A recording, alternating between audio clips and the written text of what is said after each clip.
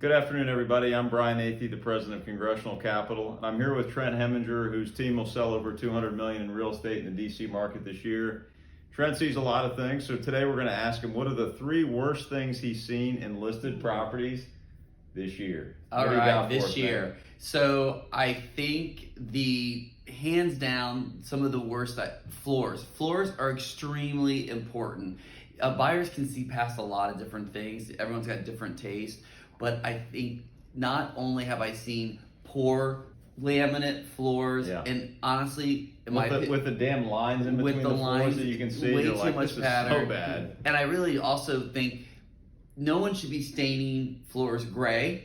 I think that was not even a trend. People just thought it was a trend because they were getting a little bored. And now I'm seeing like heavy gray with brown, almost vinyl looking floors.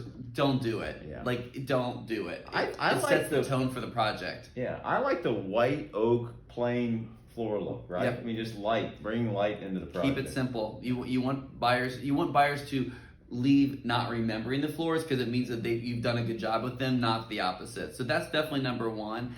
I think number two, and I've seen it more than once this year, is when you've got someone that does an all brick building, but because they spent the money on the brick, they think it should just show off, and that's great if it's good brick.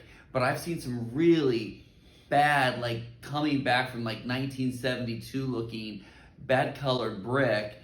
And if you've got it, if you get a good price on it, I don't really care what it is, paint it. By the way, older houses that are brick that are painted look really great. But when you show up or when I see a photo and it's really bad brick and you're trying to tell me it's a new building, it is not a good way to get people in the door. I saw one today in Arlington, big building with beautifully painted gray brick on one side and the original brick.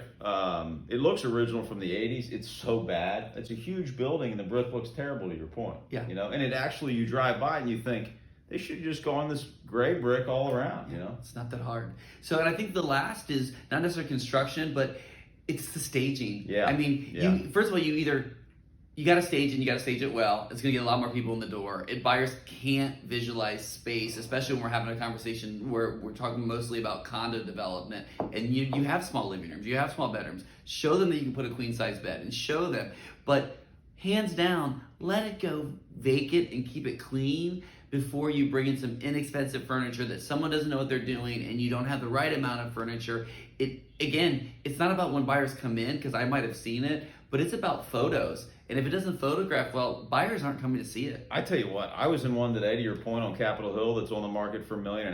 The guy did a beautiful job. And then I'm walking out and I see the staging in the living room, and the damn chairs were tiny. They were wrinkled. I mean, put it this way, nobody watching this would buy those. You wouldn't buy them off Craigslist. Why are they in the stage? And again, if Brian's remembering this, yeah, I don't even have great taste.